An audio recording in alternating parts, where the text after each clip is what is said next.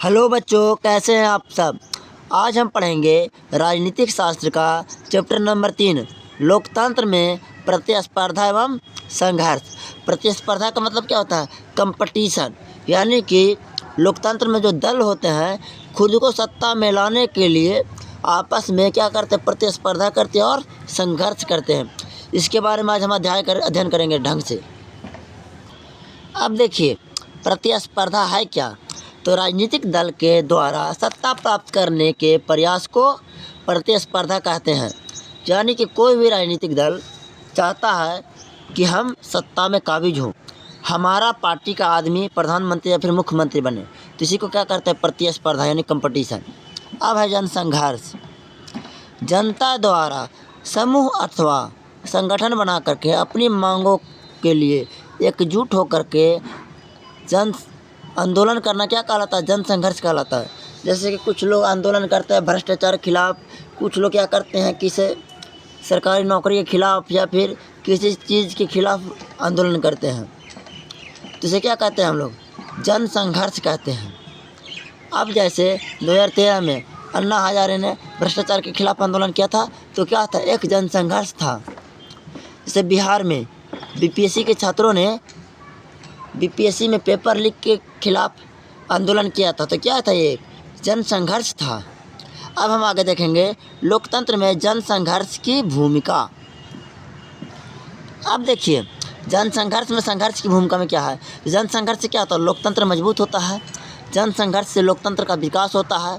जनसंघर्ष सरकार को तानाशाह होने से बचाता है। यानी कि सरकार सिर्फ अपने मनमर्जी का काम नहीं करेगा, लोगों का निर्णय पर डिपेंड होकर के वो काम करेगा। जनसंघर्ष से नए राजनीतिक दल का निर्माण होता है। जैसे कि आपातकाल में जनसंघर्ष हुआ तो उस समय क्या होता है? एक राजनीतिक दल बना था जिसे कहते हैं जनता दल, और बिहार में उस सत्ता में आए। उस राजनीतिक दल में जो जनसंघर्ष हुआ था 1975-76 में, किस चीज़ के लिए हुआ था? आपातकाल के खिलाफ। उसका जो मुख्य नेता थे, सो कौन थे? जयप्रकाश नारायण थे, वो बिहार के ही थे। अब देखिए, बिहार का छात्र आंदोलन। अब देखिए, 1974 में बेरोजगारी, भ्रष्टाचार, खाद्यान्न यानी कि जो अनाज का कीमत था की कमी और अनाज की कमी था और कीमत बहुत ज़्यादा बढ़ गया था कि बिहार के छात्रों ने सरकार के विरुद्ध आंदोलन छेड़ दिया। अब इसका नेतृत्व कौन किए थे? जयप्रकाश नारायण ने किया था। अब देखिए, जयप्रकाश नारायण ने इस आंदोलन में संपूर्ण क्रांति का नारा दिया था। कौन सा नारा? संपूर्ण क्रांति। इस आंदोलन के कारण कांग्रेस पार्टी को 1977 में बुरी तरह से पराजित होना पड़ा। 1977 में पहली गैर कांग्रेसी, यानी कि जब से देश आज़ाद हुआ था तब से केंद्र में जो सरकार था सो कांग्रेस का ही प्रधानमंत्री था। लेकिन इस आंदोलन के बाद 1977 में पहली बार गैर कांग्रेसी सरकार बना था। 1971 के चुनाव में कांग्रेस इंदिरा गांधी ने गरीबी हटाओ का नारा दिया था। इंदिरा गांधी ने गरीबी हटाओ का नारा कब दिया था? तो 1971 में। देखिए, 1974 के छात्र आंदोलन का संपूर्ण क्रांति या फिर जेपी आंदोलन के नाम से भी जाना जाता है। जेपी आंदोलन का मतलब क्या है? जयप्रकाश नारायण आंदोलन। 1974 के छात्र आंदोलन का नेतृत्व जयप्रकाश नारायण ने किया था। और 1974 में जयप्रकाश नारायण ने नारा क्या दिया था? संपूर्ण क्रांति का नारा दिया था। अब देखिए, 1975 में दिल्ली में संसद मार्च का नेतृत्व भी जयप्रकाश नारायण ने किया था। 1975 को इलाहाबाद उच्च न्यायालय ने इंदिरा गांधी के निर्वाचन को असंवैधानिक करार दे दिया, यानी कि गलत करार दे दिया कि आप गलत तरीके से चुनाव जीते हैं, ये कह दिया था निर्वाचन आयोग ने। इलाहाबाद उच्चतम न्यायालय यानी इलाहाबाद हाई कोर्ट ने 25 जून 1975 को इंदिरा गांधी ने आपातकाल की घोषणा की और सभी राजनीतिक दल के नेताओं को जेल में भेज दी थी। देखिए, भारत में आपातकाल कब लागू हुआ था? ये बार बार क्वेश्चन पूछता। 25 जून 1975 को, ये बहुत ही इम्पोर्टेंट क्वेश्चन है। 18 महीना के आपातकाल के बाद 1977 में आपातकाल ख़त्म हुआ। 1977 में जनता पार्टी का गठन हुआ और 1977 में चुनाव में जनता पार्टी 542 में से 330 सीट मिला, जिसके कारण 1900 जनता पार्टी का सरकार बना। अब देखिए 1977 में जनता पार्टी का सरकार का गठन हुआ और 1980 में पुनः इंदिरा गांधी देश की प्रधानमंत्री बन गई। तो देखिए 1977 में क्या हुआ था ना कि इंदिरा गांधी ना चुनाव हार गई थी बेचारी। अब देखिए भारत एक लोकतांत्रिक देश है, तो लोकतंत्र में ना बोलने का सबको अधिकार है। तो इंदिरा गांधी जी बरेली से चुनाव हारी थी। उस पर एक गाना आया था, झुमका गिरा रे बरेली का बाजार में। यही गाना था जो कि प्रचलित था, जो 80-90 के दशक के लोग होंगे उनका ये सबसे पसंदीदा गाना था। अब हम लोग देखेंगे चिपको आंदोलन। तो 1970 के दशक में उत्तराखंड के टिहरी गढ़वाल गांव के लोगों ने वन विभाग से खेती बाड़ी के औजार बनाने के लिए आंगू का पेड़ को काटने का अनुमति मांगी। ठीक है,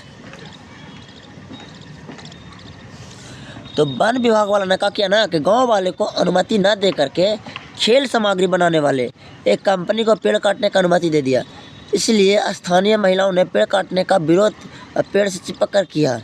इसे चिपको आंदोलन कहा गया।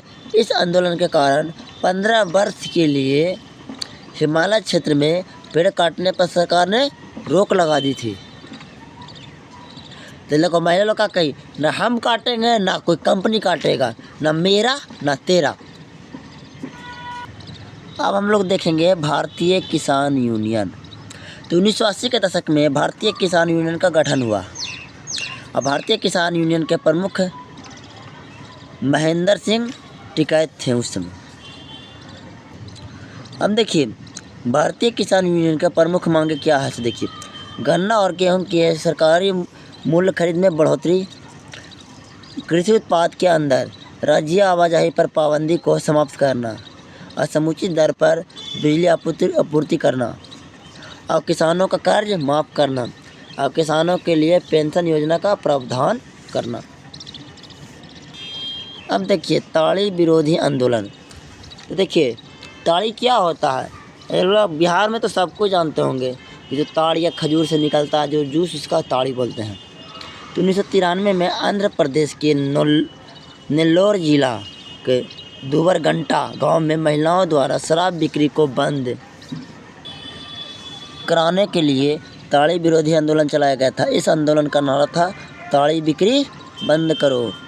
अब आगे हम लोग देखेंगे नर्मदा बचाओ आंदोलन, यानी कि नर्मदा नदी को बचाने का आंदोलन। देखिए नर्मदा और उसकी सहायक नदियाँ पर 30 बड़े और 135 मंझोले और 300 छोटे बांध बनाने का प्रस्ताव सरकार के द्वारा रखा गया। प्रस्तावित बांधों का निर्माण से गुजरात, महाराष्ट्र और मध्य प्रदेश के 245 गाँव को डूबने की आशंका थी, यानी कि उम्मीद थी कि 245 गाँव डूब जाएंगे। इसी कारण स्थानीय लोगों ने नर्मदा नदी पर बांध बनाने का विरोध किया और इसे ही नर्मदा नदी बचाओ आंदोलन कहा जाता है। अब देखिए सूचना का अधिकार, तो इसको इंग्लिश में बोलते हैं RTI, यानी कि राइट टू इन्फॉर्मेशन। 1990 में राजस्थान के भीम तहसील जिले में ग्रामीण ने प्रशासन से अपने वेतन एवं भुगतान के बिल की सूचना मांगी।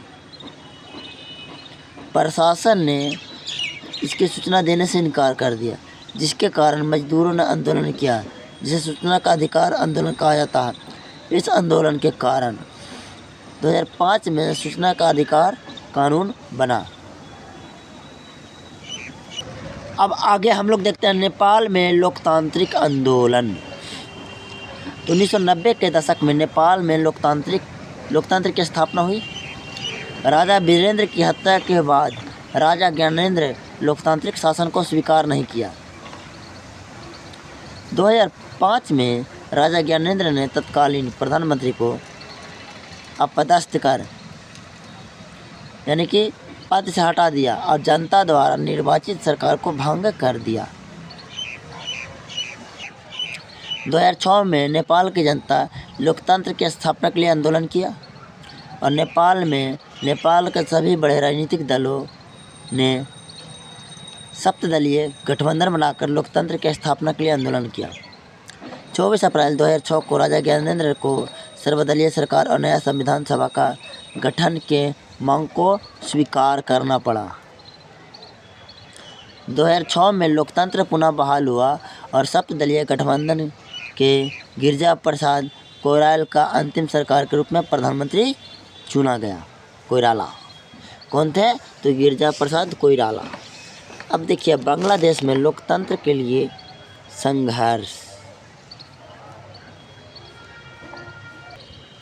अब देखिए 1971 ईस्वी में बांग्लादेश का निर्माण हुआ, पाकिस्तान से टूट करके अलग हुआ।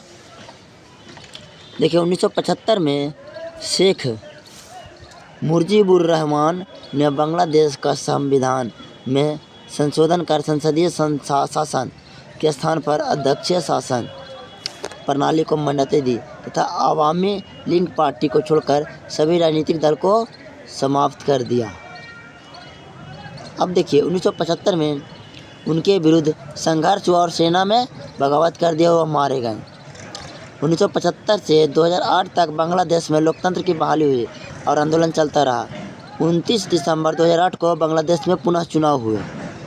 अब देखिए अभी फिर से बांग्लादेश में सैनिक शासन आया और उसके बाद क्या हुआ ना कि अभी भारत क्या जो प्रधानमंत्री थी बांग्लादेश की शेख हसीना, उसको हटा दिया गया है। अब आगे देखना है श्रीलंका में लोकतंत्र के लिए संघर्ष। श्रीलंका 1948 ईस्वी में आज़ाद हुई है। बहुत इंपॉर्टेंट क्वेश्चन है, बार बार देता है। श्रीलंका कब आज़ाद हुआ? तो 1948 ईस्वी में। श्रीलंका में तमिल जाति के द्वारा अलग राज्य के मांग को लेकर जातीय संघर्ष जारी रहा। बोलिविया में जनसंघर्ष। तो बोलिविया लैटिन अमेरिका का एक गरीब देश है। बोलिविया की सरकार ने जल आपूर्ति का अधिकार एक बहुराष्ट्रीय कंपनी को दे दिया, जिसने पानी की कीमत में 4 गुना वृद्धि कर दी।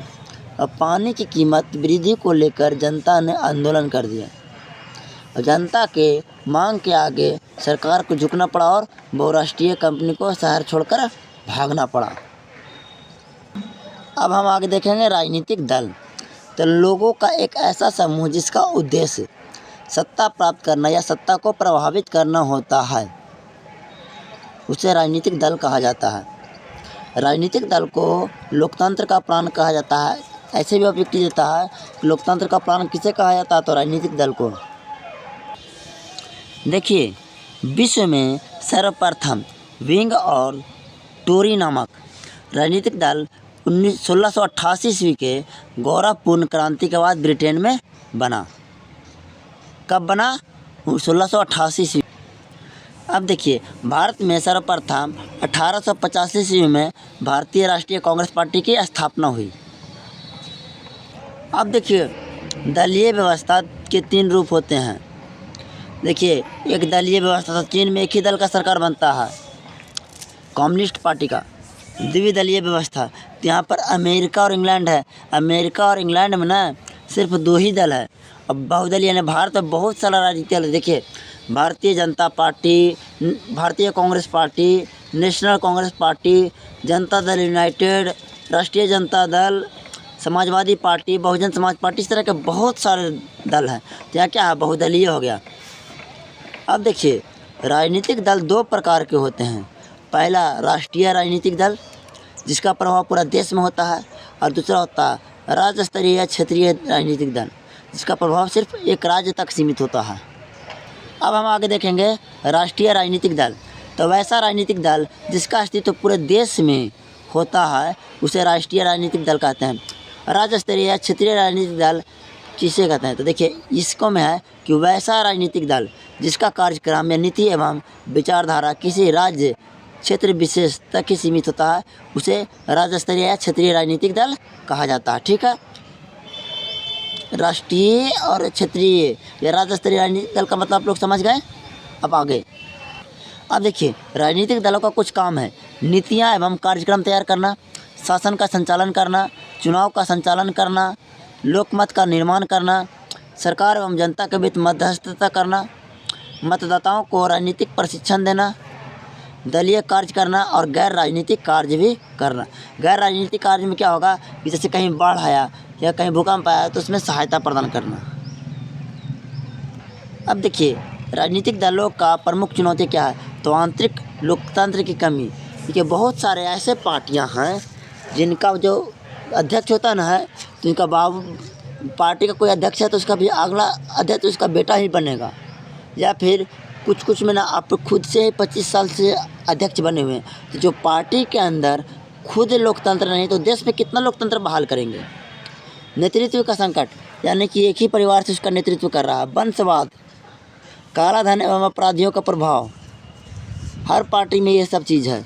सिद्धांतहीनता की स्थिति, यानी किसी का कोई सिद्धांत नहीं है। अवसरवादी गठबंधन, यानी जब हुआ तब गठबंधन कर लिए, जब मेरा काम हो गया तो आपसे गठबंधन तोड़ लिए। अब देखिए राजनीतिक दलों को प्रभावशाली बनाने के उपाय, दल बदल कानून लागू होना चाहिए, न्यायपालिका के आदेश का पालन होना चाहिए, राजनीतिक दलों में आंतरिक लोकतंत्र बहाल होना चाहिए, राजनीतिक दलों में महिलाओं एवं युवाओं को उचित प्रतिनिधित्व देना चाहिए। यहाँ पर तो 60 साल के बूढ़े हो गए हैं, उनको अब युवा ही आदमी बना रखा है। ऐसा तो स्थिति है भारत के राजनीतिक पार्टियों में। राजनीतिक दलों के चुनाव का खर्च सरकार को उठाना चाहिए। अब देखिए राज्य स्तरीय राजनीतिक दल की मान्यता प्राप्त करने के शर्त।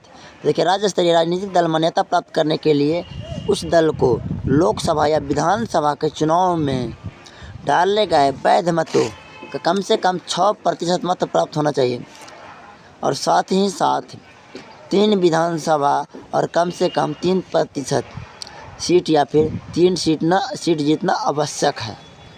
ये आप अगर कर लेते हैं, कोई भी राजनीतिक पार्टी कर लेता है तो क्या हो गया, राज्य स्तरीय राजनीतिक दल कहलाएगा वो। अब देखिए राज्य स्तरीय क्षेत्रीय राजनीतिक दल, वैसा राजनीतिक दल जिनके कार्यक्रम, नीतियाँ एवं विचारधारा किसी राज्य या क्षेत्र विशेष तक सीमित होते हैं, उसे राज्य स्तरीय या क्षेत्रीय राजनीतिक दल कहा जाता है। अब देखिए भारतीय राष्ट्रीय कांग्रेस के बारे में हम लोग देखेंगे।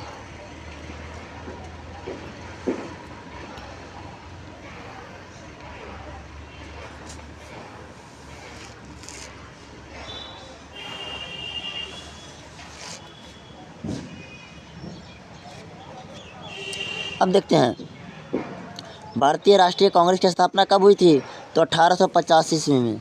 कांग्रेस एक धर्मनिरपेक्ष पार्टी है और कांग्रेस पार्टी के संस्थापक A.O. ह्यूम थे, जो कि एक अंग्रेज अफसर थे, जो कि मध्य प्रदेश के सतना जिले के कलेक्टर थे। उन्होंने कांग्रेस पार्टी की स्थापना की थी। कांग्रेस पार्टी का वर्तमान अध्यक्ष मल्लिकार्जुन खड़गे हैं। कांग्रेस एक धर्मनिरपेक्ष पार्टी है। देखिए पार्टी का अध्यक्ष तो हमेशा बदलते रहते हैं। अब देखिए कांग्रेस पार्टी का चुनाव चिन्ह क्या है, पंजा छाप है। कांग्रेस पार्टी आज़ादी से 1977 तक, 1980 से 1989 तक देश पर शासन किया। उसके बाद छोड़ के किया शासन। उसके बाद कांग्रेस पार्टी 2004 से 2014 तक संयुक्त प्रगतिशील गठबंधन यूपीए बनकर देश का शासन किया। यानी कि गठबंधन के सरकार में आकर शासन किया, अकेले नहीं कर पाई फिर वो। देखिए अब देखेंगे हम लोग भारतीय जनता पार्टी, भाजपा, यानी भारतीय जनता पार्टी की स्थापना 1980 में हुआ। भारतीय जनता पार्टी का पुराना नाम भारतीय जनसंघ था। भारतीय जनता पार्टी का प्रथम अध्यक्ष अटल बिहारी वाजपेयी थे। भारत के भाजपा का वर्तमान अध्यक्ष JP नड्डा है। अब फिलहाल कुछ लगता है दूसरा कोई बदल गया है, अध्यक्ष हमेशा बदलते रहता है। भारतीय जनता पार्टी NDA गठबंधन बना करके राष्ट्रीय जनतांत्रिक गठबंधन बना करके 1998 से 2004 तक शासन में रहा और 2014 से अब तक शासन में है, जिसका प्रधानमंत्री नरेंद्र मोदी जी हैं। और देखिए भारतीय जनता पार्टी जब पहली बार 1982 में चुनाव लड़ी थी लोकसभा का, तो उस समय भारतीय जनता पार्टी के पास मात्र 2 ही सीट था। अब हम देखेंगे राष्ट्रीय जनता दल। तो इसको देखिए थोड़ा सा हम पीछे आपको चलते हैं लेकर के। देखिए कांग्रेस पार्टी का चुनाव चिन्ह क्या है, पंजा छाप। अब भारतीय जनता पार्टी का चुनाव चिन्ह क्या है, कमल छाप, याद रखिएगा। और राष्ट्रीय जनता दल, इसका चुनाव चिन्ह ललटेन छाप है। राष्ट्रीय जनता दल की स्थापना 1997 में ईस्वी में हुआ था। राष्ट्रीय जनता दल का अध्यक्ष लालू प्रसाद यादव हैं। राष्ट्रीय जनता दल का चुनाव चिन्ह क्या है, ललटेन छाप। और राजद का जनाधिकार बिहार और झारखंड में, यानी कि इनका जो वोट है, वोट बैंक, तो बिहार और झारखंड में इनको अच्छा खासा सीट मिलता है, जिसके कारण ये बिहार के बहुत समय तक ये पार्टी बिहार में राज भी की है। अब देखते हैं जनता दल यूनाइटेड यानी जदयू, इसका पार्टी का जो चिन्ह है, चुनाव चिन्ह तीर छाप है। जदयू का स्थापना 1999 ईस्वी में हुआ था। जदयू के संस्थापक कौन थे, तो शरद यादव। जदयू बिहार का एक क्षेत्रीय दल है और जदयू का चुनाव चिन्ह कौन है, तो तीर छाप है। अब देखते हैं लोक जनशक्ति पार्टी यानी लोजपा, ये किसका पार्टी है, तो ये इसका स्थापना रामविलास पासवान जी किए थे। रमेश, लोक जनशक्ति पार्टी की स्थापना 2000 ईस्वी में रामविलास पासवान ने किया। लोजपा पार्टी का चुनाव चिन्ह क्या था, तो बंगला छाप। और लोक जनशक्ति पार्टी का जन आधार भी बिहार में ही है। अब देखिए झारखंड मुक्ति मोर्चा यानी झामुमो। अब देखिए झारखंड मुक्ति मोर्चा का गठन 1973 ईस्वी में शिबू सोरेन ने किया था। और झारखंड मुक्ति मोर्चा का चुनाव चिन्ह तीर धनुष है। अब देखिए बहुजन समाज पार्टी यानी भाजपा। देखिए बहुजन समाज पार्टी का स्थापना 1984 ईस्वी में श्री काशीराम ने किया था। ये बहुत इंपॉर्टेंट, कई बार ये पूछ चुका है। बहुजन समाज पार्टी का वर्तमान अध्यक्ष कौन है, तो श्री मायावती जी। और देखिए बहुजन समाज पार्टी का चुनाव चिन्ह क्या है, तो हाथी छाप। देखिए बहुजन समाज पार्टी का जो सरकार था तो उत्तर प्रदेश में था और उसका जन आधार भी जो है ना, वोट है ना, सो अधिकांश उत्तर प्रदेश में ही है। अब देखते हैं हम लोग समाजवादी पार्टी। देख समाजवादी पार्टी का स्थापना 1992 ईस्वी में मुलायम सिंह यादव ने किया था। समाजवादी पार्टी का चुनाव चिन्ह क्या है, तो साइकिल छाप है। समाजवादी पार्टी का जन आधार उत्तर प्रदेश में ही, उनका पार्टी का वोट जो है उत्तर प्रदेश में ही उनका पार्टी चुनाव लड़ता है, उत्तर प्रदेश में ही उनका पार्टी चुनाव जीतता है और दूसरे राज्यों में उनका वोट बैंक नहीं है। देखिए अब आम आदमी पार्टी यानी आप, तो आम आदमी पार्टी का स्थापना 2002 ईस्वी में 12 में हुआ था। दो नहीं। और उस पार्टी का अध्यक्ष अरविंद केजरीवाल जी हैं। और आम आदमी पार्टी का चुनाव चिन्ह झाड़ू छाप है। और आम आदमी पार्टी का सरकार दिल्ली में तो अब ख़त्म हो गया, दिल्ली में तो भारतीय जनता पार्टी का सरकार हो गया, लेकिन पंजाब में भी है।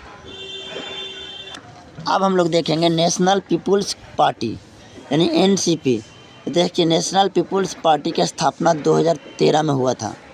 नेशनल पीपुल्स पार्टी के संस्थापक पी.ए. संगमा थे। नेशनल पीपुल्स पार्टी का चुनाव चिन्ह क्या था, किताब था। और नेशनल पीपुल्स पार्टी का जन आधार मेघालय, मणिपुर और नागालैंड और अरुणाचल प्रदेश में है। अब हम लोग अगर देखेंगे राष्ट्रवादी कांग्रेस पार्टी यानी राकपा।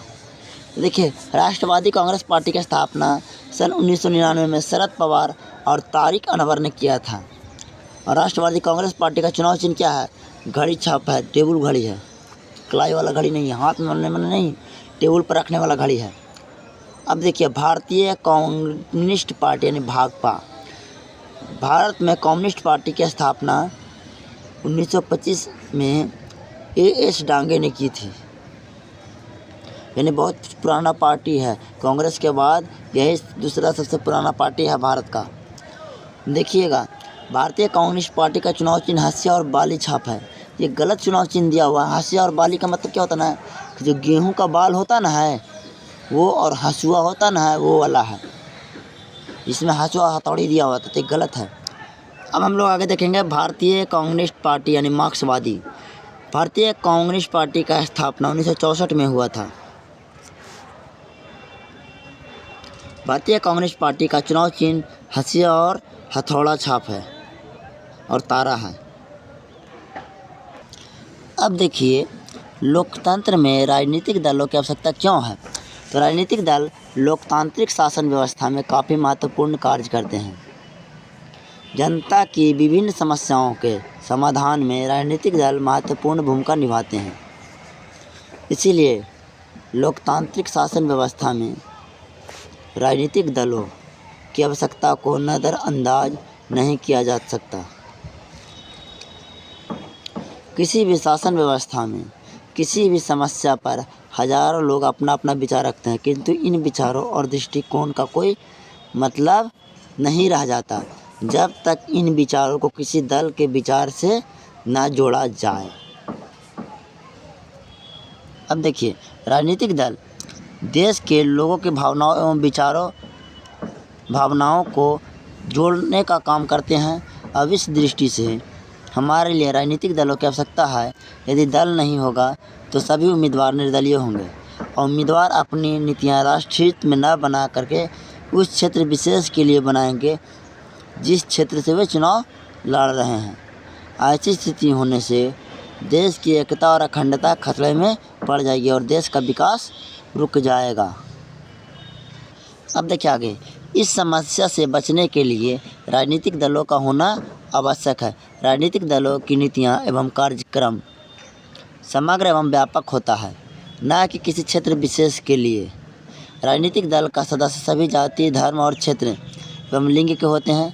इसके चलते राजनीतिक दल सभी लोगों का समस्याओं को समेटकर सरकार के सामने रखते हैं और उनके समाधान का प्रयास करते हैं। इस तरह हम कह सकते हैं कि लोकतंत्र में राजनीतिक दलों का होना अति आवश्यक है।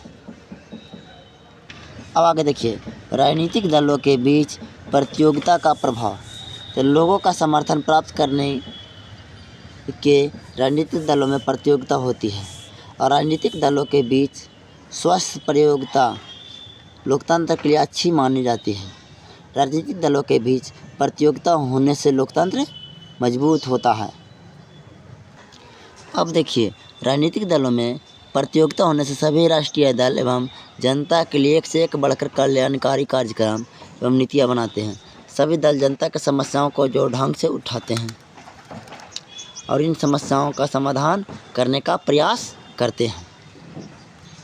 अब देखिए, राजनीतिक दलों के बीच डर बना रहता है कि यदि जनता की इच्छाओं के आवश्यकताओं और आकांक्षाओं के अनुसार में काम नहीं करेंगे तो जनता का अपना समर्थन उन्हें प्राप्त नहीं होगा और वह अपने अंतिम उद्देश्य जो सत्ता की प्राप्ति की है उसमें सफल नहीं हो पाएंगे। अतः हम कह सकते हैं कि राजनीतिक दल में प्रतियोगिता का होना लोकतंत्र के स्वास्थ्य के लिए अच्छा है या लोकतंत्र के लिए अच्छा है। अब हम लोग देखेंगे वस्तुनिष्ठ प्रश्न या ऑब्जेक्टिव क्वेश्चन। किस देश में बहुदलीय व्यवस्था नहीं है? तो ब्रिटेन में। निम्नलिखित में से कौन राष्ट्रीय दल है? तो भारतीय जनता पार्टी है। भारत में निर्वाचन हेतु सीटों की कुल कितनी संख्या है?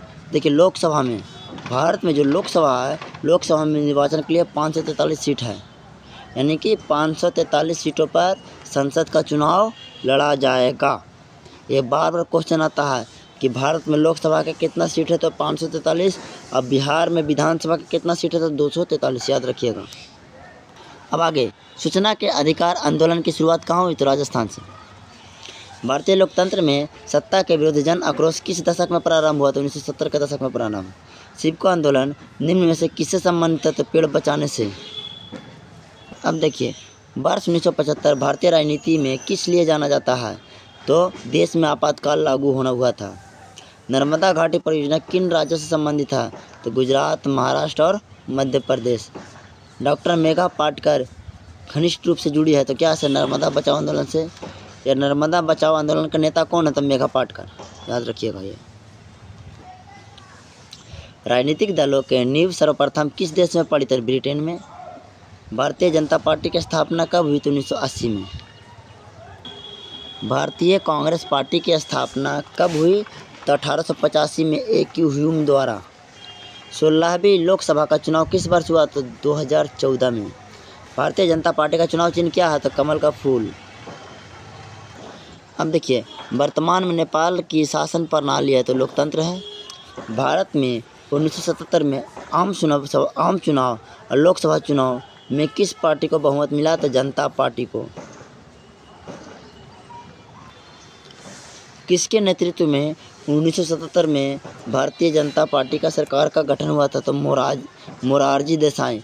लेकिन देखिए इनके बारे में क्या और बताते, अच्छा नेता थे लेकिन कुछ गलती इन्होंने किया था, जिसके कारण ना भारत के रॉ के एजेंट जो पाकिस्तान में परमाणु कार्यक्रम पर नज़र रखे हुए थे, इनकी एक छोटी सी गलती के कारण उन सभी को पाकिस्तान के ISI खुफिया एजेंसी ने पकड़ लिया।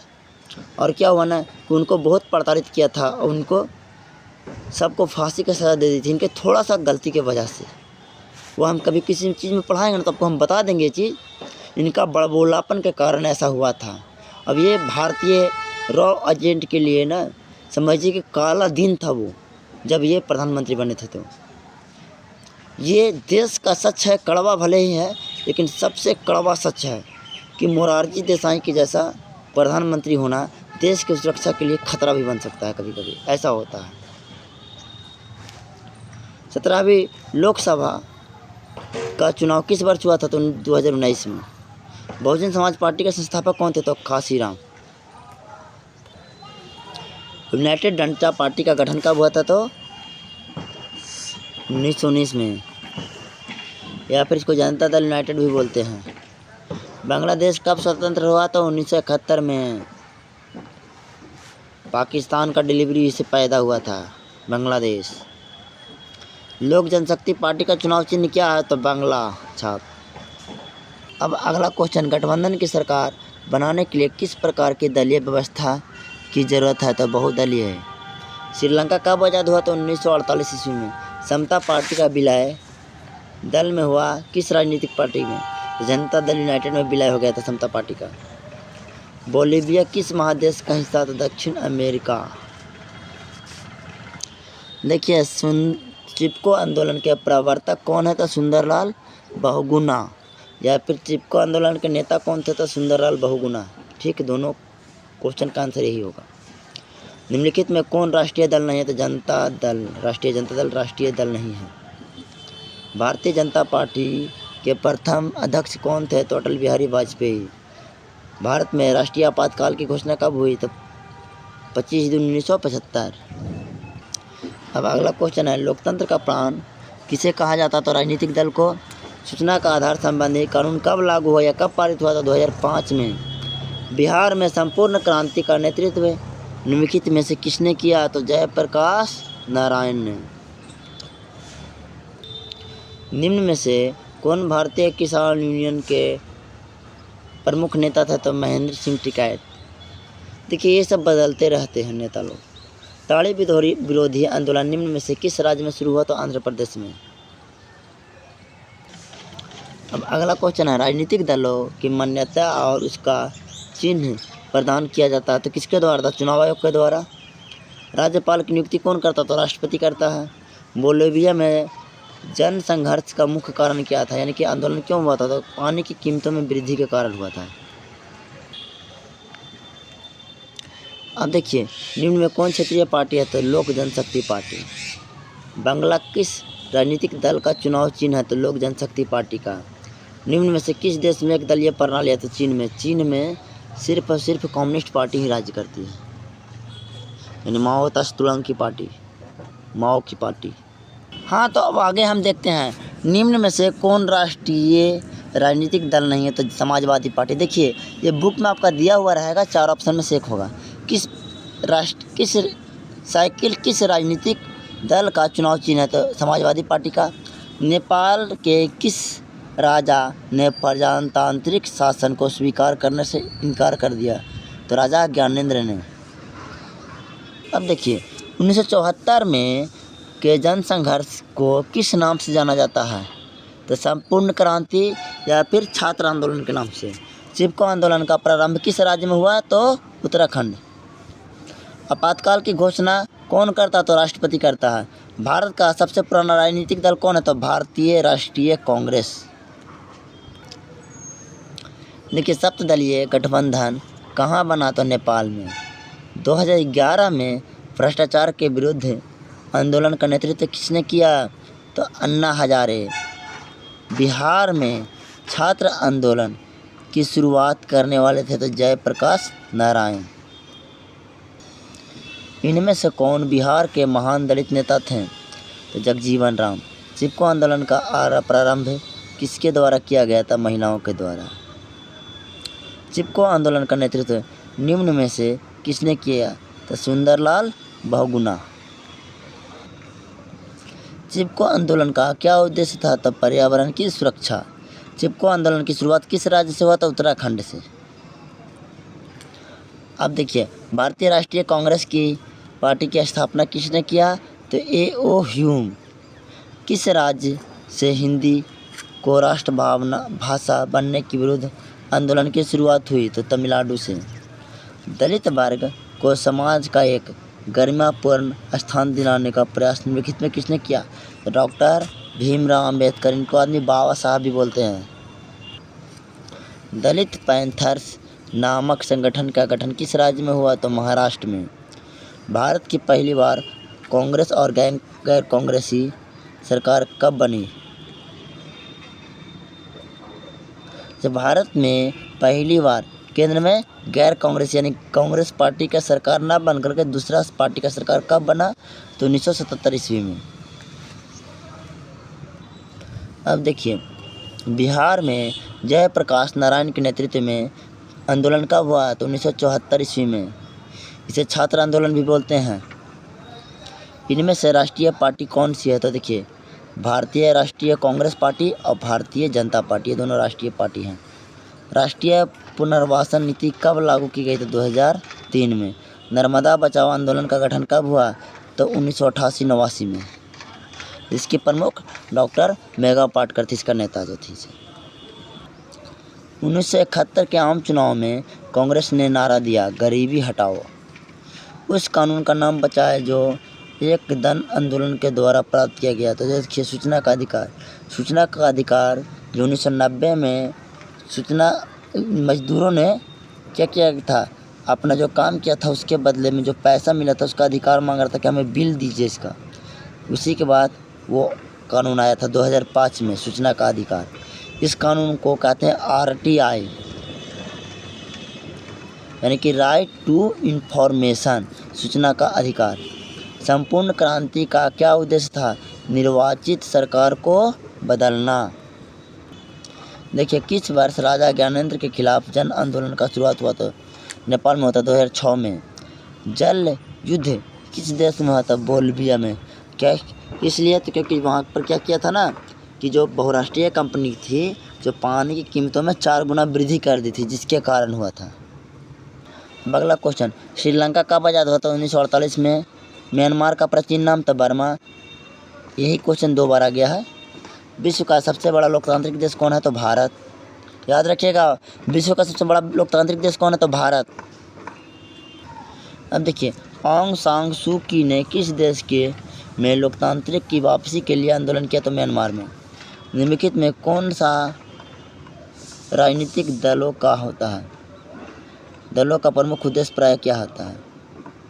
देखिए, क्वेश्चन में थोड़ा सा ना मिस्टेक हो गया है टाइपिंग में। निम्नलिखित में राजनीतिक दलों का क्या कार्य होता है और राजनीतिक दलों का उद्देश्य क्या होता है? देखिए, राजनीतिक दलों का मुख्य उद्देश्य क्या होता है? देखिए, सत्ता को प्राप्त करना। भारतीय राष्ट्रीय कांग्रेस पार्टी का स्थापना तो 1885 ईस्वी में। कहीं कि थोड़ा सा टाइपिंग एरर हो गया है। निम्नलिखित में से कौन सा कार्य राजनीतिक दल नहीं करता है? तो अफसरों की बहाली संबंधित कार्य। इनमें से किस देश में एक दलीय व्यवस्था? तो चीन में। नेतृत्व संकट राजनीतिक दल का एक प्रमुख है। तो चुनौती। अब देखिए, लोकतांत्रिक व्यवस्था में प्रतिनिधि चुनने का अधिकार किसके पास है? तो जनता के पास। 2014 की लोकसभा के चुनाव बहुमत मिला था भारतीय जनता पार्टी को। केंद्र में सरकार कब स्थापित हुई थी? तो 1977 ईस्वी में। अब देखिए, निम्नलिखित में से कौन राजनीतिक दलों के लिए चुनौती है? तो संविधान निर्माण। वर्तमान में भारत में कितने राष्ट्रीय राजनीतिक दल है? तो 6। निम्न में से कौन वामपंथी दल है? तो CPI वामपंथी है। भारत की दल पद्धति की क्या विशेषता? तो भारत में बहुदलीय पद्धति है, यानी कि बहुत सारे दल चुनाव लड़ सकते हैं। निम्नलिखित राजनीतिक दलों में कौन क्षेत्रीय दल है? तृणमूल कांग्रेस है, क्योंकि तृणमूल कांग्रेस सिर्फ बंगाल में ही चुनाव लड़ती है, पश्चिम बंगाल में। अब देखिए, भारत के मुख्य निर्वाचन आयुक्त की नियुक्ति कौन करता है? तो राष्ट्रपति। जनता दल यूनाइटेड नामक राजनीतिक दल का चुनाव चिन्ह क्या है? तो तीर है। संप्रति केंद्र में किसकी सरकार है? यानी कि अभी फिलहाल में केंद्र में किसकी सरकार है? तो एनडीए, जो कि भारतीय जनता पार्टी के गठबंधन से मिलकर के बना हुआ है। अब हम देखते हैं लघु उत्तरीय प्रश्न। बिहार में छात्र आंदोलन के प्रमुख कारण क्या थे? 2014 में क्वेश्चन पूछा जा चुका है। तो देखिए, 1971 के आम चुनाव में कांग्रेसी क्या गरीबी हटाओ का नारा दिए थे, सरकार में आए, लेकिन 1971-72 के बाद सामाजिक आर्थिक दशा में कोई सुधार नहीं हुआ और बांग्लादेश से आए शरणार्थियों के चलते अर्थव्यवस्था और लड़खड़ा गई। मानसून की असफलता, यानी कि समय पर बारिश नहीं हुआ, जिसके कारण क्या हुआ? कृषि की पैदावार में कमी हुई। बेरोजगारी, भ्रष्टाचार और महंगाई बहुत अधिक बढ़ गई थी। इसी कारण बिहार के छात्रों ने जयप्रकाश नारायण के नेतृत्व में 1974 में छात्र आंदोलन किया। अब आगे देखना आपको, चिपको आंदोलन का मुख्य उद्देश्य क्या थे? 2011, 2017, 2019 में ये क्वेश्चन पूछा गया। ये भी बहुत इंपॉर्टेंट क्वेश्चन है। देखिए, चिपको आंदोलन उत्तराखंड के टिहरी गढ़वाल जिला से शुरू हुआ। चिपको आंदोलन का मुख्य उद्देश्य था जंगल की कटाई कोई भी ठेका बाहरी व्यक्ति को न दिया जाना चाहिए और उनकी मांग थी जल, जमीन जैसे प्राकृतिक संसाधनों पर स्थानीय लोगों का नियंत्रण होना चाहिए। अब अगला क्वेश्चन है, स्वतंत्र राजनीतिक संगठन कौन होता है? देखिए, विभिन्न समूह दलगत राजनीति से अलग होकर जब अपने आंदोलन को व्यापक प्रसार हेतु जनता को लामबद्ध करते हैं, यानी एकजुट करते हैं, तो उसे स्वतंत्र राजनीतिक संगठन कहा जाता है। अब देखिए, भारतीय किसान यूनियन के मुख्य मांगें क्या थी? देखिए, भारतीय किसान यूनियन के मुख्य मांगें निम्नलिखित थी। अब देखते हैं आगे इसको हम। देखिए, गन्ना और गेहूं के सरकारी खरीद मूल्यों में वृद्धि करना, कृषि उत्पादों के अंतर्राज्यीय आवाजाही पर पाबंदी को समाप्त करना, समुचित दर पर बिजली आपूर्ति करना, किसान के कर्ज को माफ़ करना और किसानों के लिए पेंशन योजना का प्रावधान करना। ये सब भारतीय किसान आंदोलन का मुख्य मांग था। अब देखिए, सूचना के अधिकार आंदोलन का मुख्य उद्देश्य क्या था? 2012 और 2015 में क्वेश्चन पूछा गया। देखिए, सूचना का अधिकार आंदोलन 1990 में राजस्थान की तहसील जिला में शुरू हुआ था। इस आंदोलन का मुख्य उद्देश्य निम्नलिखित था। राजस्थान के भील जिला का तहसील जिला में हुआ था। अब देखिए, सरकार के क्रियाकलाप की जानकारी प्राप्त करना, सरकार के क्रियाकलाप पर नियंत्रण रखना और सरकारी कर्मचारियों एवं सरकार के कार्यों का सार्वजनिक करना था और सत्ता में भागीदारी करना था। यही सब कार्य था। अब आपका अगला क्वेश्चन है, राजनीतिक दल की परिभाषा दे। 2014, 15 और 2020 में क्वेश्चन पूछा जा चुका है। लोगों का एक ऐसा समूह जिसका उद्देश्य सत्ता प्राप्त करना या सत्ता को प्रभावित करना होता है, उसे राजनीतिक दल कहा जाता है। अब किस आधार पर आप कह सकते हैं कि राजनीतिक दल जनता एवं सरकार के बीच कड़ी का काम करता है? तो देखिए, राजनीतिक दल जनता की समस्याओं और आवश्यकताओं को सरकार के सामने रखते हैं और सरकार की कल्याणकारी योजनाओं और कार्यक्रमों को जनता तक पहुंचाते हैं। इसलिए कहा जाता है कि राजनीतिक दल सरकार एवं जनता के बीच कड़ी का काम करता है। अब आगे देखते हैं, दल बदल कानून क्या है? 2012, 15, 17, 21 और 22 में पूछा गया है। जब कोई सांसद या विधायक किसी पार्टी के चुनाव चिन्ह पर चुनाव लड़ते हैं और चुनाव जीतने के बाद दूसरे पार्टी में चले जाते हैं, तो उसे राजनीतिक दल बदल कहा जाता है। दल बदल रोकने के लिए 1985 ईस्वी में कानून बनाया गया, जिसे दल बदल कानून कहा जाता है। अब देखिए, राष्ट्रीय राजनीतिक दल किसे कहते हैं? बहुत इंपॉर्टेंट है, 2011 में पूछा गया भी है। राजनीतिक दल जिसका अस्तित्व पूरे देश में होता है, उसे राष्ट्रीय राजनीतिक दल कहा जाता है।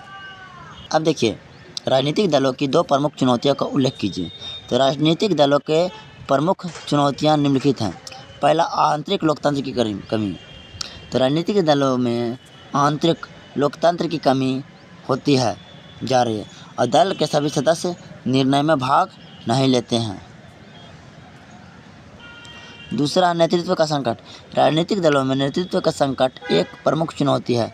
पार्टी के प्रमुख की मृत्यु या इस्तीफा के बाद यह संकट आती है। तो बहुत सारे सोचते हैं अपना स्वार्थ में कि हमें नेतृत्व मिले, कोई सोचता है कि हमें नेतृत्व मिले। अब इस तरीके का संकट पैदा होता है। अब देखिए दिया है भारत के राष्ट्रीय राजनीतिक दलों का नाम बताए। तो देखिए वर्तमान में भारत में 6 राष्ट्रीय राजनीतिक दल निम्नलिखित हैं। अब कौन कौन? तो भारतीय राष्ट्रीय कांग्रेस पार्टी, भारतीय जनता पार्टी, आम आदमी पार्टी, देखिए बहुजन समाज पार्टी, भारतीय कम्युनिस्ट पार्टी और नेशनल पीपुल्स पार्टी। अब अगला क्वेश्चन है जनता दल यूनाइटेड का एक परिचय दें। 2013 में पूछा गया है। तो जदयू यानी जनता दल यूनाइटेड की स्थापना 1999 ईस्वी में हुआ और जनता दल यूनाइटेड के संस्थापक कौन हैं? तो शरद यादव थे। और जदयू बिहार का क्षेत्रीय दल है। आज जनता दल यूनाइटेड यानी जदयू का चुनाव चिन्ह क्या है? तो तीर छापा और यह एक क्षेत्रीय दल है। अब आपका अगला क्वेश्चन है दबाव समूह से आप क्या समझते हैं? 2018-2019 में पूछा गया है। तो समान आर्थिक हितों वाले वर्ग सरकार से अपनी मांगों को मनवाने के लिए और हित पूरा करवाने के लिए संगठन पर दबाव बना करके और सरकार पर दबाव डालने का काम करते हैं। इन्हें दबाव समूह कहते हैं। अब देखिए भारत में बहुदलीय प्रणाली की क्यों अपनाया? भारत ने बहुदलीय प्रणाली क्यों अपनाया? 2021 और 2024 में ये क्वेश्चन पूछा गया है कि बहुदलीय प्रणाली क्यों है भारत में। तो देखिए भारत एक विशाल देश है और विविधता वाला देश है। भारत में कई धर्म, भाषा, जाति और संस्कृति के लोग रहते हैं। समाज के सभी वर्गों के लोगों को सत्ता में भागीदारी मिले, इसलिए भारत में बहुदलीय प्रणाली को अपनाया गया है। अब देखिए अगला क्वेश्चन लोकमत निर्माण में राजनीतिक दल की क्या भूमिका होती है? 2023 में क्वेश्चन पूछा गया है।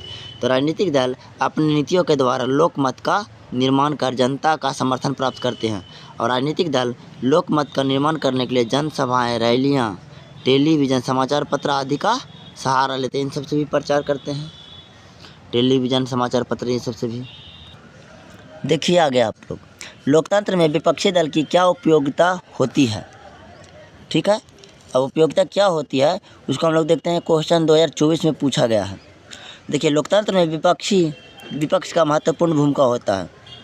विपक्षी दल सरकार की आलोचना करके, सरकार के खिलाफ आंदोलन करके तथा सरकार से प्रश्न पूछकर सरकार पर नियंत्रण रखते हैं। कानून और बजट का निर्माण में विपक्ष की महत्वपूर्ण भूमिका होती है। देखिए गुप्त मतदान क्या है? ये बहुत इंपॉर्टेंट क्वेश्चन 2016, 20, 21 और 22 में पूछा गया है। तो वह मतदान जिसमें मत देने की प्रक्रिया गुप्त होती है और सिर्फ मतदाता को ही पता होता है कि वह किसे मत दे रहा है और उसे गुप्त मतदान कहा जाता है। देखिए हम लोग जो वोट देते हैं ये तो पता नहीं किसको वोट दिए हैं। हम लोग बोल देंगे, झूठ भी बोल देंगे कि हम इसको दिए हैं, तो किसी को क्या पता है कि हम किसको दिए हैं किसको ना दिए हैं। वो तो अकेले आदमी जाता है वहाँ पे वोट दे करके आता है। जो वोट देने वाला होगा ना आपके यहाँ, तो उनसे पूछ लीजिएगा वोट किस प्रकार पड़ता है, तो आपको समझ में आ जाएगा। अब अगला क्वेश्चन सूचना का अधिकार किस प्रकार लोकतंत्र का रखवाला है? 2014, 19, 21 और 24 में पूछा गया है। देखिए सूचना का अधिकार अधिनियम 2005 ईस्वी में बना और इस अधिनियम के अनुसार देश की जनता को सरकार के द्वारा किए गए कार्य की सूचना प्राप्त करने का अधिकार होता है। इसलिए सूचना का अधिकार लोकतंत्र का रखवाला है।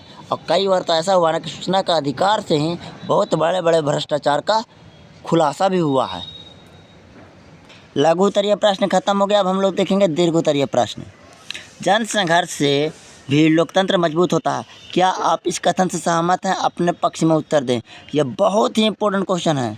तो देखिए हाँ, जन संघर्ष से लोकतंत्र मजबूत होता है। जन संघर्ष से लोकतंत्र का विकास होता है।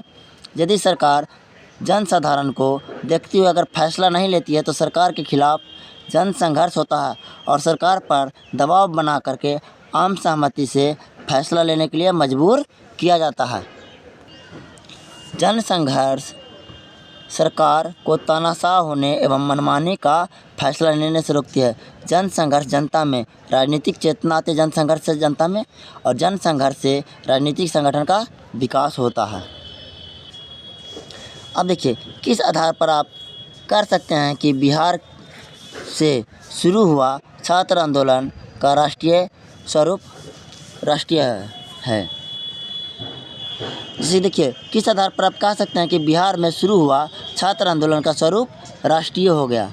देखिए 2013 में क्वेश्चन पूछा गया था। देखिए 1974 में बेरोजगारी, भ्रष्टाचार और खाद्यान्न यानी अनाज की कमी और कीमतों में वृद्धि के चलते बिहार के छात्रों में सरकार के विरुद्ध आंदोलन छेड़ दिया।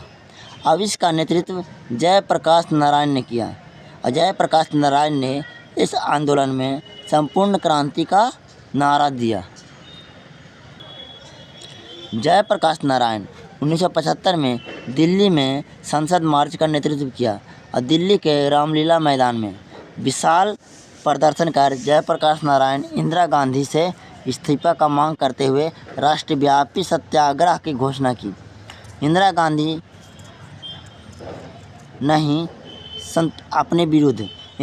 ने अपने विरुद्ध इसको षड्यंत्र मानते हुए, जो थोड़ा सा मिस्टेक हो गया है, इंदिरा गांधी क्या की किसको इंदिरा गांधी अपने विरुद्ध षड्यंत्र मानते हुए 25 जून 1975 को आपातकाल की घोषणा करते हुए जयप्रकाश नारायण सहित सभी राजनीतिक दलों के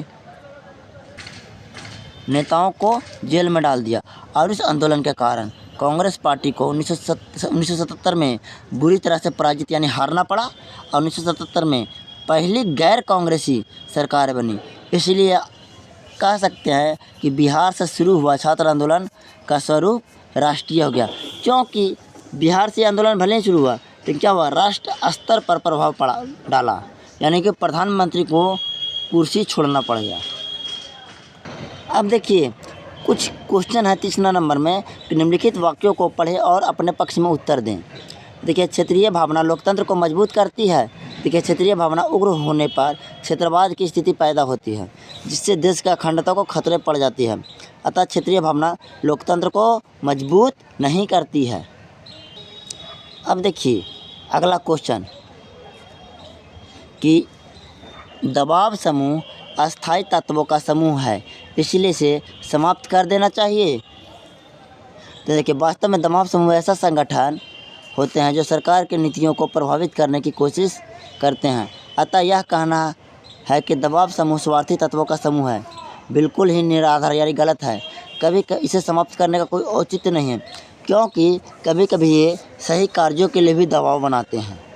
हमेशा गलत कार्यों के लिए दबाव नहीं बनाते हैं, लोगों की भलाई और लोगों के हितों के लिए सरकार पर दबाव बनाते हैं।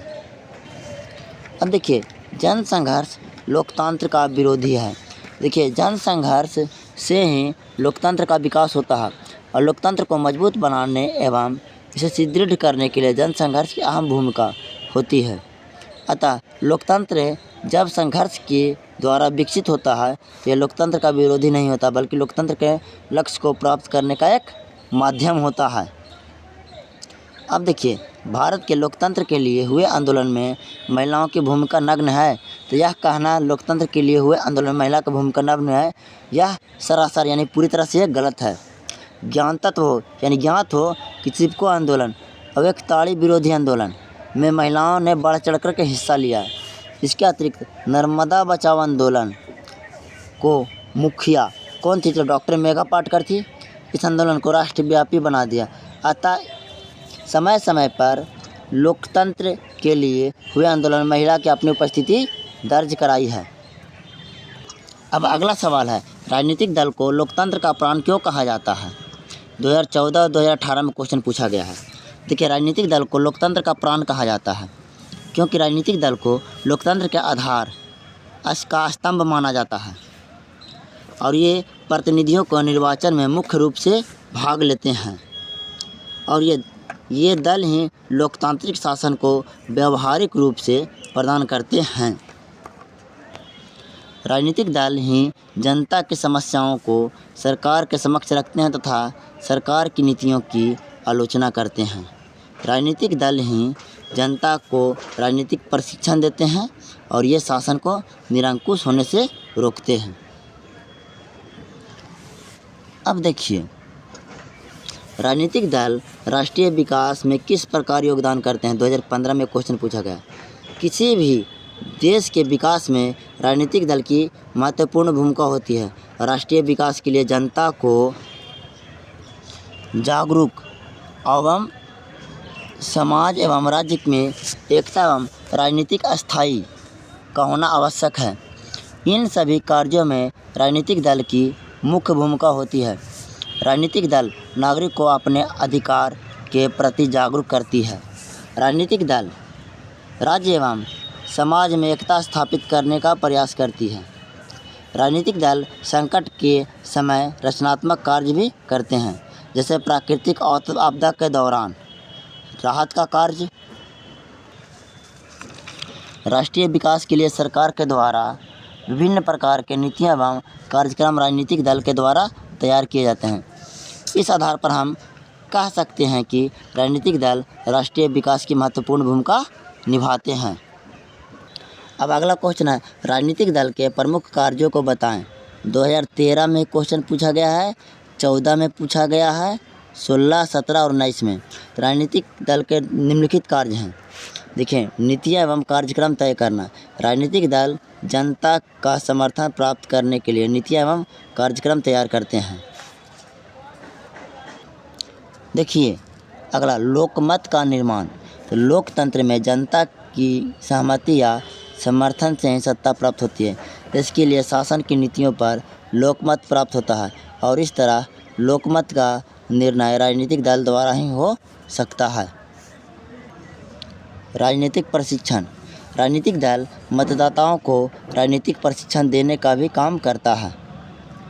राजनीतिक दल खास करके चुनावों के समय अपने समर्थकों और राजनीतिक कार्य जैसे कि मतदान करना, चुनाव लड़ना, सरकार की नीतियाँ की आलोचना करना या समर्थन करना आदि बनाते हैं। अब देखिए दलीय कार्य। प्रत्येक राजनीतिक दल संबंधी कुछ कार्य करते हैं, जैसे अधिक से अधिक मतदाताओं को अपने दल का सदस्य बनाना, अपनी नीतियों एवं कार्यक्रम का प्रचार करना, तो दल के लिए चंदा इकट्ठा करना। अब देखिए चुनावों का संचालन। जिस प्रकार लोकतांत्रिक शासन व्यवस्था में राजनीतिक दल का होना आवश्यक होता, उसी प्रकार दलीय व्यवस्था में चुनाव का होना अति आवश्यक होता है। राजनीतिक दल अपने उम्मीदवारों को खड़ा करने और कई बार तरीकों से चुनाव जिताने का प्रयत्न करते हैं। इसीलिए राजनीतिक दल का एक प्रभुत्व कार्य चुनाव संचालन है। अब शासन का संचालन। तो राजनीतिक दलों चुनाव में बहुमत प्राप्त करके शासन का निर्माण करते हैं। अब देखिए सरकार एवं जनता के बीच मध्यस्थता का कार्य। अब देखिए राजनीतिक दल का एक प्रमुख कार्य जनता और सरकार के बीच मध्यस्थता करना। राजनीतिक दल की जनता की समस्याओं और आवश्यकताओं को सरकार के सामने रखते हैं और सरकार के कल्याणकारी योजनाओं और कार्यक्रमों को जनता तक पहुंचाते हैं। इस तरह राजनीतिक दल सरकार एवं जनता के बीच पुल का कार्य करते हैं, यानी कि एक तरह का सेतु का कार्य करते हैं। अब देखिए गैर राजनीतिक कार्य। राजनीतिक दल न केवल राजनीतिक कार्य करते हैं बल्कि गैर राजनीतिक कार्य भी करते हैं, जैसे प्राकृतिक आपदाओं, बाढ़, सुखाड़, भूकंप आदि के दौरान राहत संबंधी कार्य आदि। अब देखिए राष्ट्रीय एवं राज्य स्तरीय राजनीतिक दलों की मान्यता कौन प्रदान करता है, इसके मापदंड क्या है, 2018 में क्वेश्चन पूछा गया है। देखिए राष्ट्रीय और राज्य स्तरीय राजनीतिक दल को मान्यता चुनाव आयोग देता है और राष्ट्रीय राजनीतिक दल की मान्यता प्राप्त करने का मापदंड क्या है।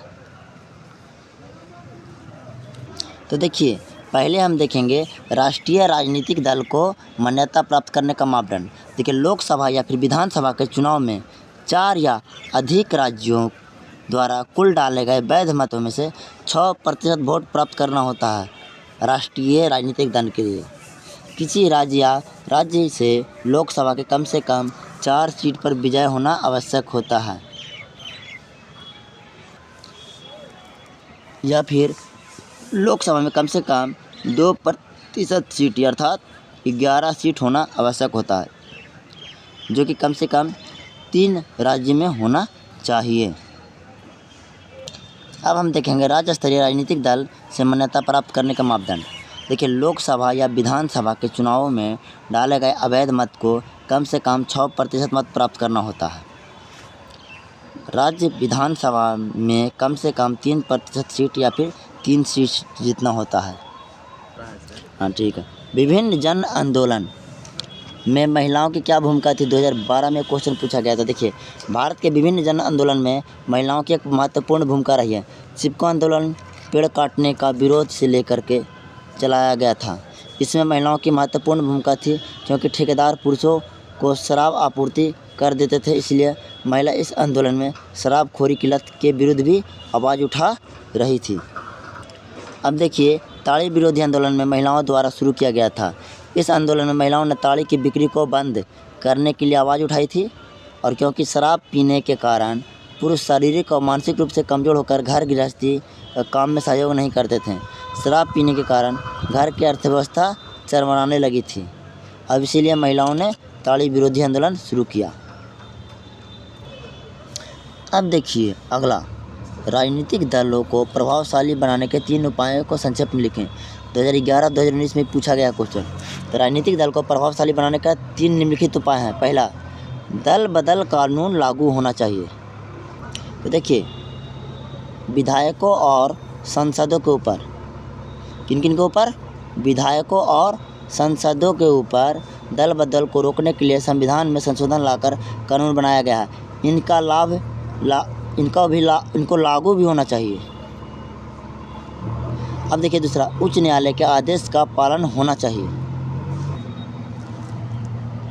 अब देखिए क्या होता है, उच्चतम न्यायालय ने चुनाव लड़ने वाले सभी उम्मीदवारों को अपनी संपत्ति का और अपने खिलाफ चल रहे आपराधिक मामलों का ब्यौरा चुनाव अधिकारी को दें, और न्यायालय ऐसे उम्मीदवारों को चुनाव लड़ने पर रोक लगा दिया जिन पर गंभीर किस्म के अपराध का आरोप लगा है और उन पर मुकदमा चल रहा हो।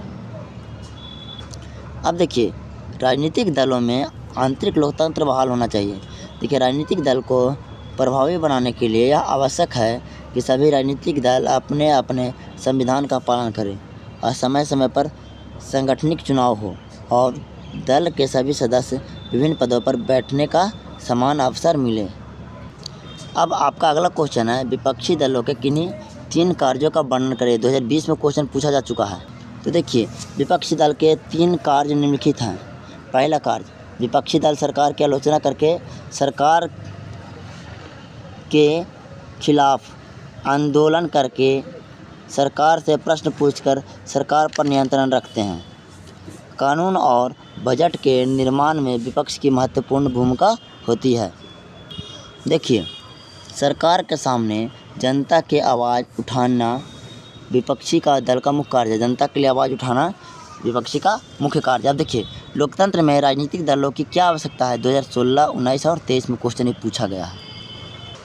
तो देखिए, राजनीतिक दल लोकतांत्रिक शासन व्यवस्था में काफ़ी महत्वपूर्ण कार्य करते हैं।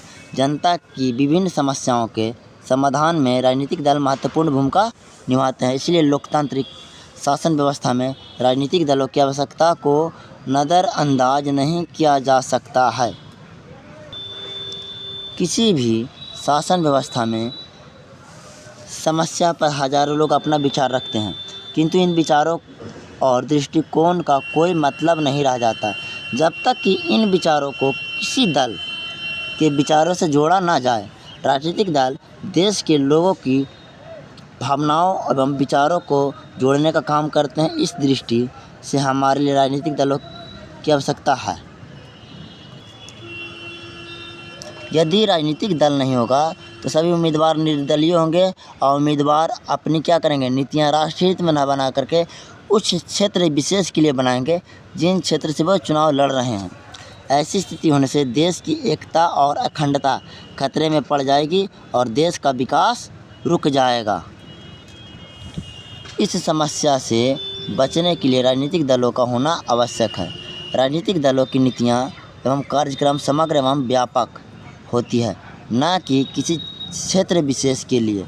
राजनीतिक दल के सदस्य सभी जाति, धर्म, क्षेत्र एवं लिंग के होते हैं। इसके चलते राजनीतिक दल सभी लोगों की समस्याओं को समेटकर सरकार के सामने रखते हैं